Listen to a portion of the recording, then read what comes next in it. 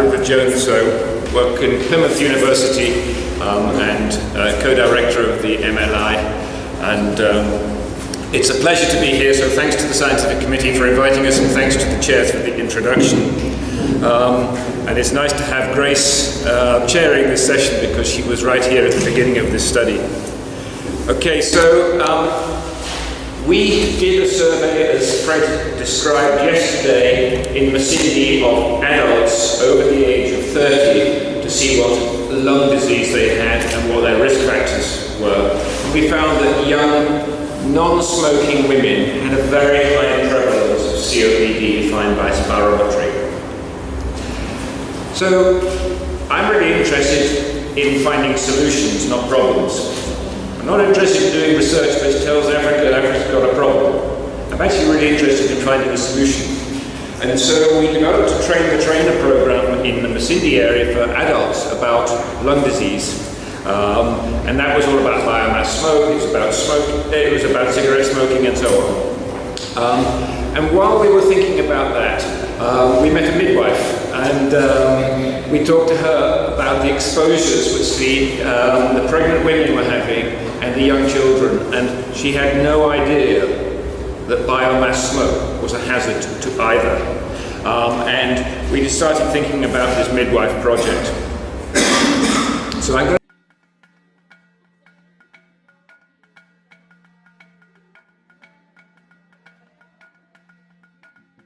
We need healthy lungs to breathe, and it's increasingly being recognised that early life exposures affect whether you grow healthy lungs. In Africa, pregnant women and small children are exposed to many hours of high levels of smoke every day, and this is having life-changing and life-limiting effects on huge numbers of children. Dr. Rupert Jones, a lung health expert at Plymouth University's medical school, explains the situation in many villages across Africa.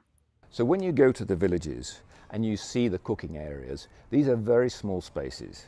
They may be 6 foot square or even smaller. They've got brick walls, they've got a tiny window, they've got a door which is normally sealed off, and there's a fire. And that is throwing out a lot of smoke.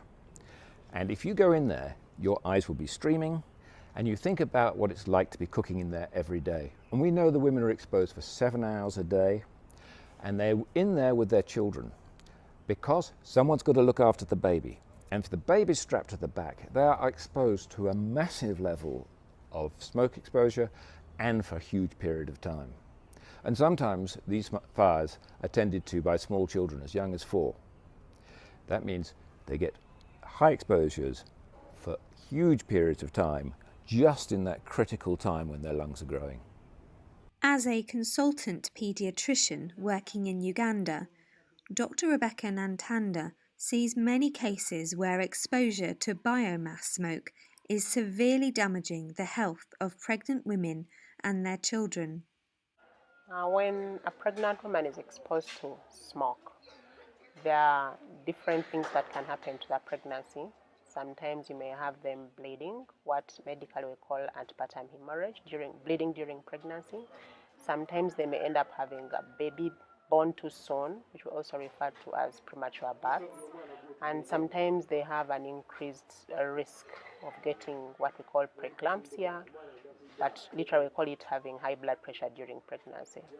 And all those, consequently, you have the mother being at risk of dying because of, for example, the bleeding, the preeclampsia, but also when you have a premature baby, then you have the risks of the premature baby occurring, like difficulties in breathing, the high risk of infections.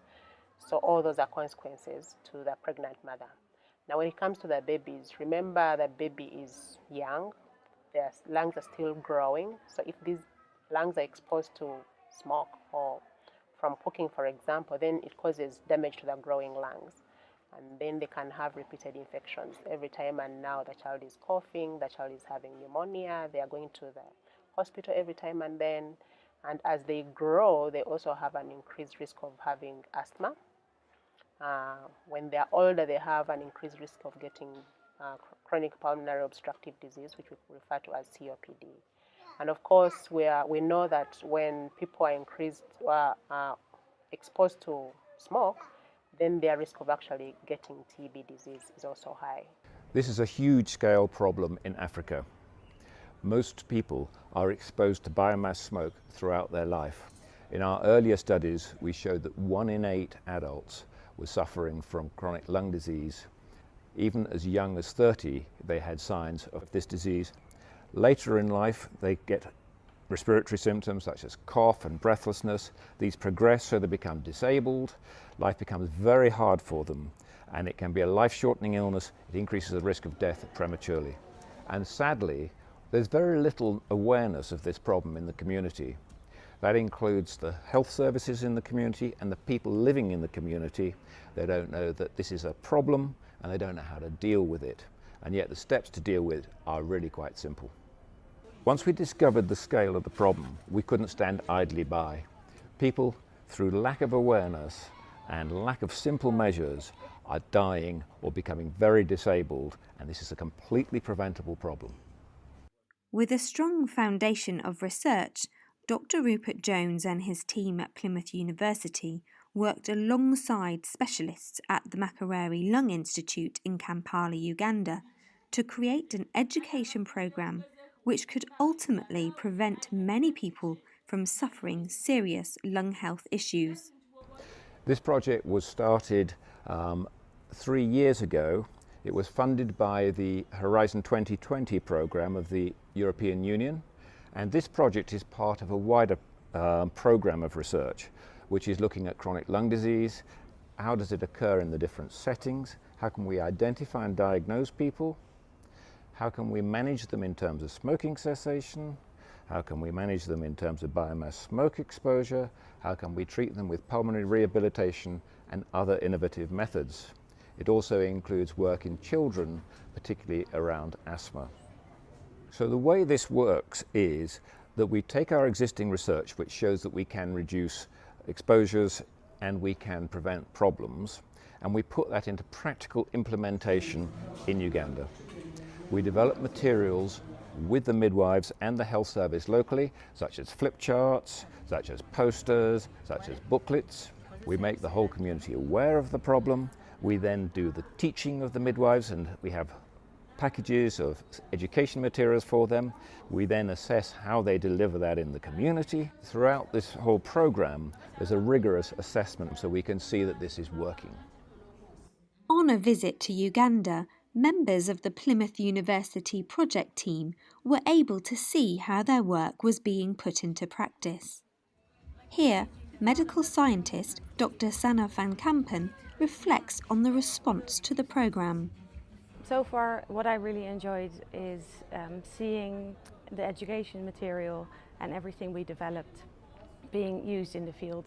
It was really amazing to see how the material was presented by the midwives, how the mothers were there to listen, and how enthusiastic everyone was. They were discussing every picture, every message. And I think what we got back from the midwives afterwards is that the mothers really learned a lot. The engagement and interaction was really incredible. So we were able to teach them about the stoves that they use, the fuel they use, that the cooking areas are sealed in, and that they need at least 2 windows, they need good ventilation, you need space under the roofs so that air can get out, and all of those things are simple measures, and yet that can help the smoke come out, and that prevents a lot of problems for the mothers and the small babies. I hope this project will achieve a change in behavior for the better in the local communities in Uganda, starting with Jinja district, and hopefully in the future it can be expanded to the rest of the country and beyond. This project addresses a huge problem using simple tools and technologies, and as a result we can prevent people getting serious disability and dying. And we expect this to be used not just in Africa but in Asia and other places where smoke exposure is a big problem.